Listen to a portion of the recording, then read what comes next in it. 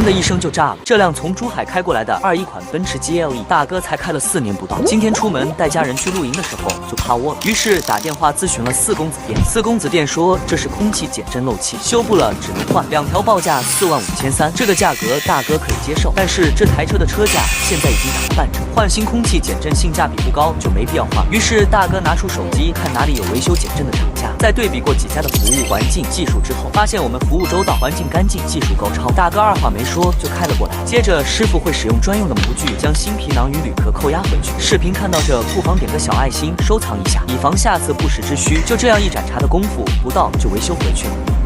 你觉得这样的维修收多少合适？